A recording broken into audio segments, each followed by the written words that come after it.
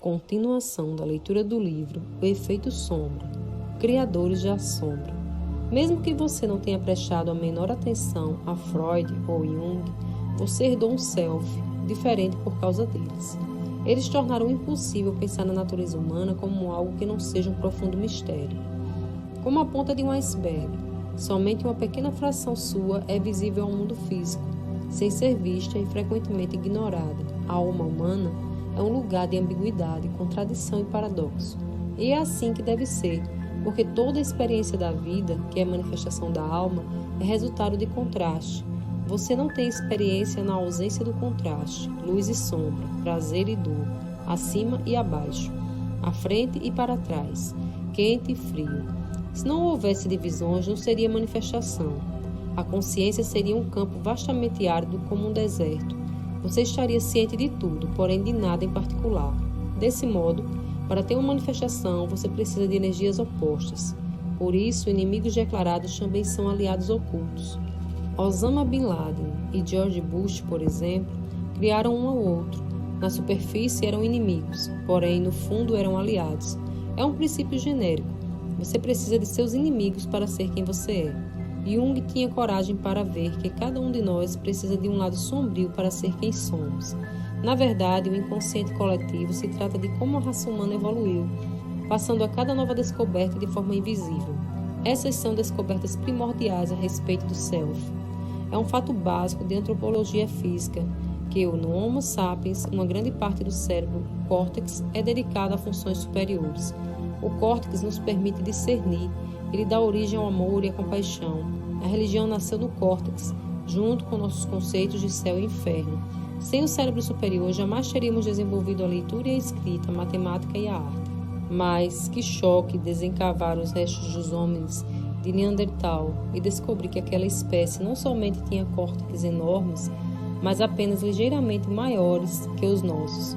No entanto, eles percorreram a Europa caçando imensos animais por 400 mil anos, 2 vezes mais tempo que o Homo sapiens está por aí, usando apenas uma ferramenta, uma lança pesada com uma pedra pontuda amarrada na ponta.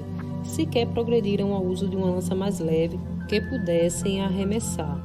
Em vez disso, usavam suas lanças pesadas para atacar suas presas gigantes, tais como mamutes peludos e leões das cavernas, em ataques corpo a corpo, cravando a pedra pontuda no animal.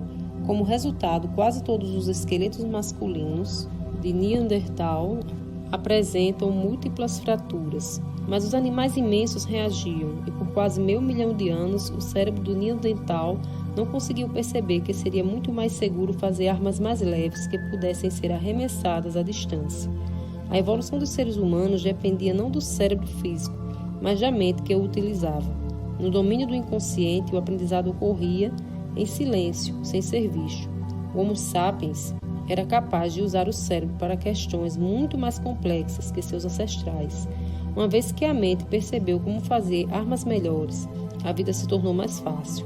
A agricultura substituiu a caça.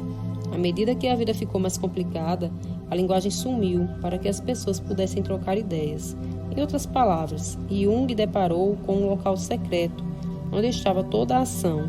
O inconsciente coletivo é a biblioteca da mente, um depósito de toda a experiência passada, da qual podemos lançar mão no presente. A pergunta "quem sou eu?" nunca tem uma resposta permanente. O self é fluido e muda constantemente no que diz respeito ao seu próprio self e o self que você compartilha com todas as outras pessoas. Estudos demonstraram, por exemplo, que o cérebro de pessoas que se especializaram em informática e desenvolveram habilidades em videogames possui novos caminhos neurais desconhecidos ao cérebro de pessoas que são inexperientes nessas áreas. Se quisermos encontrar o verdadeiro self, precisamos mergulhar no mundo da sombra e em seu fluxo constante. Parece uma busca perigosa, uma empreitada que faria empalidecer o maior dos heróis. No começo de seu famoso filme Hamlet, Laurence Olivier disse as palavras: "Essa é a história de um homem que não conseguia se resolver." Hamlet tem a prova de que o tio matou seu pai para ganhar a coroa da Dinamarca. Ele tem todos os motivos para buscar a vingança, no entanto não consegue. A jornada perigosa rumo à sombra, na qual matar e se vingar é normal, ameaça a resistência de Hamlet, sua nobreza, estirpe civilizada. Mesmo assim, o príncipe aceita a jornada perigosa, e ela o conduz ao desgosto e à aversão própria, à perda do amor e aos pensamentos de suicídio, reações típicas de quando se enfrentam os monstros das profundezas. Quando ele próprio é finalmente assassinado, Hamlet aceita seu destino com alívio e calma sublime. As palavras do começo do filme de Oliver deveriam ter sido: essa é a história de um homem temente à própria sombra. No entanto, é importante perceber que a sombra é uma criação humana. Ela foi forjada no inconsciente coletivo. Odiar um inimigo? Ontem eram os comunistas, hoje são os terroristas. Não é uma falha da natureza humana. Você e eu herdamos o sentimento de animosidade. Ele vem da sombra, cujo conteúdo é de construção humana. As sombras estipulam o medo de eles, pessoas que são estranhas a nós. Eles querem nos ferir e levar o que temos de valor. Ao contrário de nós, eles não são totalmente humanos. Nós temos o direito de lutar com eles, até mesmo de destruí-los. Esse modelo invisível que modela a mente, não de uma, mas de muitas pessoas, e sobrevive por incontáveis gerações para minar o pensamento racional, é a essência do arquétipo da sombra.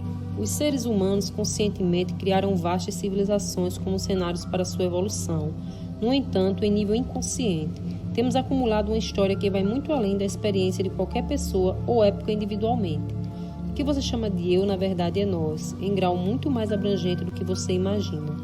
A prova pode ser encontrada em seu corpo. O sistema imunológico é um projeto coletivo.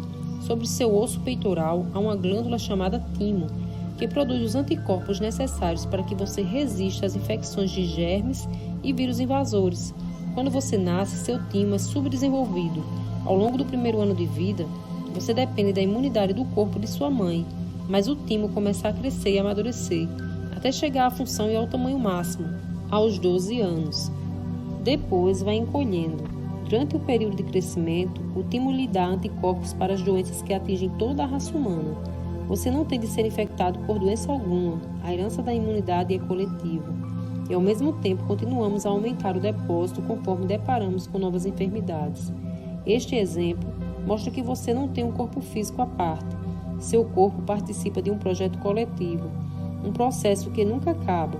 Poderia ter escolhido outros exemplos, tais como a evolução do cérebro, mas todos eles se resumem ao DNA. Seus genes gravam o histórico do desenvolvimento humano, em nível físico. Embora a genética não tenha revelado todos os segredos do genoma, penso que o próximo passo não será físico. Ele se dará no nível da alma. E a primeira tarefa, uma vez que cheguemos lá, é renovar a própria alma. A era da sombra pode chegar ao fim, quando escolhermos a união em lugar da separação. O destino do self dividido está em nossas mãos. O processo continua. De onde veio a sombra? O impulso pela separação criou o contraste, a guerra entre a luz e a escuridão. Quando a separação se torna patológica, ela se manifesta como impulsos da sombra, raiva, medo, inveja e hostilidade. Portanto, a alma humana se sente simultaneamente divina e diabólica, sagrada e profana, santa e pecadora. Nas tradições da sabedoria oriental, temos um ditado que diz que o pecador e os santos estão meramente trocando de papel. O pecador tem um futuro e o santo tem um passado nos quais tem papéis invertidos. A cobiça proibida e o amor incondicional são dois lados da mesma moeda. Você não pode ter uma moeda sem cara ou sem coroa, nem uma corrente elétrica sem um terminal positivo ou neutro negativo. Assim como a eletricidade, a vida não tem essência, a menos que as pessoas enviem correntes umas às outras. Quando você entender isso, a primeira coisa que perceberá é que ter uma sombra é normal. A sombra é o impulso de separação, mas o impulso divino é o que busca a união. A escolha de criar uma sombra já se provou irresistível. Ela nos deu o self que vemos como humano, um eu familiar que pode ser tão bom quanto mal. Até aí não há mistério algum. O self verdadeiramente misterioso entra em cena quando perguntamos se o poder da criação do self pode ser usado para algo novo, a união em lugar da separação. A separação tem sido uma viagem fascinante. O ego levou os seres humanos a uma corrida louca através da alegria e da tragédia. Nossa alma, esse lugar de contradições, paradoxos e ambiguidade, constantemente luta com dois impulsos, o divino e o diabólico. Vemos pouquíssimas razões para abrir mão de um pelo outro. Secretamente amamos nossas garotas e garotos malvados. Chamar alguém de danado é um elogio invejoso. No entanto, sob outra perspectiva, temos perambulado na névoa da ilusão. Em vez de exercitarmos nosso poder para criar qualquer selfie que quisermos, temos passivamente herdado um selfie dividido, com toda a infelicidade e os conflitos que ele traz. Uma vez que você decide que eu e meu definem quem você é, os perigos da separação são inevitáveis. Não se pode ter Deus sem o diabo. O que é o diabo? É a sombra mística, o anjo caído, mas ele nasceu divino. Na verdade, outra forma de interpretar a palavra diabo é o divino quando não se sente bem. Há uma conclusão chocante escondida por trás disso. Não se pode ter um universo se não houver a escuridão lutando contra a luz. O contraste não soa empolgante, porém uma vez que ele explodiu no universo visível, o resultado foi incrivelmente dramático. Um holograma vivo do bem e do mal. Não existe um só átomo ou subpartícula atômica no cosmos que não tenha sido listada no drama de opostos, começando pelas cargas elétricas e evoluindo até a batalha entre Satã e Deus. O universo visível nos deu o pano de fundo de nossa evolução, o domínio invisível nos deu a alma. Os dois caminham de mãos dadas, na verdade, são um. Qualquer mudança que você faça no nível da alma também gera uma modificação no mundo externo, que é um espelho da alma. Você não está empacado com a herança daquele drama antigo, no qual uma alma pecadora luta para alcançar a luz, e pode ou não ser bem-sucedida. Esse drama espiritual sustenta a louca jornada do ego. Ele transforma o mundo inteiro em uma área de lazer para o bem e o mal.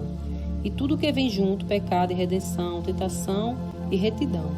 A noção de criar uma nova alma e uma nova história para acompanhá-la é tão estranha quanto empolgante. O impulso pela separação nos deu a realidade que conhecemos. Que impulso nos gerará uma nova realidade? Pode-se chamá-lo de impulso holográfico. O impulso holográfico ignora os detalhes e os objetivos da plenitude. Ele cria cenários tridimensionais, nos quais o interno e o externo se fundem num só. A maioria das pessoas já viu um holograma criado com o uso da luz a laser. Utilizando apenas o fragmento de uma foto ou objeto, o laser pode recriar o objeto ou a foto de forma integral, como se fosse mágica. Em vez de um fragmento, a plenitude surge à sua frente. Da mesma forma, mesmo que você esteja preocupado com os fragmentos da vida diária, cozinhar, trabalhar, divertir-se, coisas de que gosta ou não, na realidade sua mente projetou um holograma para você habitar. Você vive dentro da plenitude. O impulso holográfico não pode ser desligado ou destruído. Embora você possa olhar em volta e desgostar de muita coisa que vê, em seu mundo pessoal, sentindo-se encurralado por outras pessoas em situações difíceis, você detém o poder de criar um holograma totalmente novo. Um novo holograma implica um novo self. Nenhum dos dois pode ser obtido isoladamente. Na verdade, é mais fácil criar a plenitude do que mudar sua realidade parte por parte. Para ter a mudança holística, você precisa se envolver com o nível de criação holística. Há um exercício fascinante que dá uma dica de como isso pode funcionar. Feche os olhos e imagine uma experiência visual vívida, como o pôr do sol tropical no alto de uma montanha. A imagem em si pode ser qualquer coisa, contanto que você possa visualizá-la profundamente em cores. Agora, imagine um sabor que você adora, como o de chocolate ou café. Entre profundamente nessa sensação até, de fato, saboreá-la. Passe para um som que você gosta muito, por exemplo, sua música preferida. Depois, uma textura deliciosa como veludo e, finalmente, um cheiro como o de rosa, damascena ou lírio. Após imaginar essas experiências vívidas, com os 5 sentidos, abra os olhos. Você se surpreenderá com o que verá. O mundo comum estará reluzente e vivo. As cores estarão mais brilhantes, haverá uma vibração no ar. Essa mudança impressionante é relatada por todos, e isso demonstra que até mesmo uma ligeira ênfase em seu mundo interior faz com que o mundo externo automaticamente a acompanhe. O que temos aqui é uma dica para um dos mais profundos segredos espirituais, o poder de alterar a realidade. Tal poder não está disponível na superfície da vida, motivo pelo qual as pessoas se sentem arremessadas de um lado para o outro, pelas circunstâncias externas. Você precisa encontrar o nível da alma onde o impulso holográfico pode criar qualquer coisa. Por essa mesma razão, Jung chamava isso de inconsciente coletivo, em vez de consciente coletivo. Os seres humanos criaram coletivamente um mundo sem saber que isso estava acontecendo. Aqui estão os principais ingredientes que usamos. Perceba como eles vão descendo em espiral, cada vez mais fundo, desde o primeiro, que parece um tanto inofensivo, até o último, que é altamente autodestrutivo. Segredo. A Aprendemos a não revelar nossos impulsos e desejos básicos. Culpa e vergonha. Uma vez que impulsos e desejos básicos estavam ocultos, dava uma sensação ruim. Julgamento. Qualquer coisa que desse uma sensação ruim tornava-se errada. Culpar os outros. Queríamos saber quem era responsável pela dor que sentíamos. Projeção. Um bode expiatório conveniente era elaborado, podendo ser um inimigo odiado ou uma força demoníaca invisível. Separação. Fizemos tudo o que podíamos para arrancar essa força demoníaca para fora de nós. Os inimigos eram os outros, contra quem era preciso se resguardar e com quem tínhamos de lutar. Conflito. A projeção não conseguia afastar a dor permanentemente, portanto, resultava num estado constante de guerra do interior versus o exterior. Como você pode ver, a sombra ainda está sendo fomentada, porque somos mestres em manipular esses ingredientes. Na verdade, somos viciados neles, embora o resultado seja a guerra, a violência, o crime e o conflito interminável, sem mencionar o sufocante efeito de acreditar no mal cósmico como uma presença no mundo. A solução é desfazer a sombra. Ela não é um Frankenstein, um horror que cresceu e se tornou mais poderoso que seu criador. A sombra é uma região da psique. Nada que exista ali está além do nosso poder da dissolução. Em vez de permitir que a sombra nos vitime, precisamos assumir o controle e recuperar nossas verdadeiras funções como criadores. A saída. Deixe-me resumir o exposto até agora em 3 frases. A dualidade está onde você está. A sombra o cercou com uma névoa de ilusão. Seu self foi dividido. É a primeira e mais danosa ilusão. Agora vamos nos engajar no problema pessoalmente, vendo se o diagnóstico de fato se encaixa. A sombra pode ser difícil de ser vista, olhando ao redor a qualquer hora. Para a maioria de nós, a vida diária não é patológica. Embora os especialistas nos digam que a violência doméstica e sexual é muito mais frequente do que queremos admitir. E apesar de os distúrbios depressivos e de ansiedade continuarem a aumentar em proporções alarmantes, as pessoas comuns acham fácil negar o lado mais sombrio da natureza humana. Portanto, é importante saber que a sombra não é um bicho-papão. Qualquer coisa que o mantém inconsciente é resultado da sombra, porque ela é o esconderijo da dor e do estresse. Explosões de violência em massa ocorrem quando o estresse social não pode mais ser contido. A violência doméstica ocorre quando o estresse pessoal não pode mais ser contido. O preço de se manter inconsciente é muito alto. Vamos tornar isso mais pessoal. As forças que têm sido empregadas ao longo do tempo na criação da sombra coletiva estão sendo usadas por você hoje. O inconsciente pode parecer um mar amorfo, um caos sombrio de impulsos, ímpetos, segredos e tabus, todos misturados, mas podemos separar os vários núcleos e lhes dar sentido. Considere o assunto a seguir. Eu e minha sombra. Como tudo na vida, criar uma sombra é um processo. Ninguém procura aumentar o poder da sombra, mas todos nós o fazemos. A sombra aumenta sempre que você recorre ao seguinte: manter segredos de você mesmo ou dos outros. Uma vida secreta dá à sombra material para evoluir. Formas de segredo são negação, fraude, deliberada, medo de expor quem você é e condicionamento, em função de uma família desequilibrada. Fomentar culpa e vergonha. Todos nós somos falíveis, não há ninguém perfeito. Mas, se você se sentir envergonhado de seus erros e culpado por suas imperfeições, a sombra ganha poder. Ser injusto com você mesmo e com os outros. Se você não consegue encontrar um meio de libertar sua culpa e vergonha, é muito fácil concluir que você e outros as merecem. O julgamento é a culpa usando uma máscara para disfarçar sua dor. Precisar de alguém para culpar. Uma vez que você decida que sua dor interior é uma questão moral, não terá problemas em culpar outra pessoa que julgue inferior a você de alguma forma. Ignorar as próprias fraquezas ao criticar os que estão à sua volta.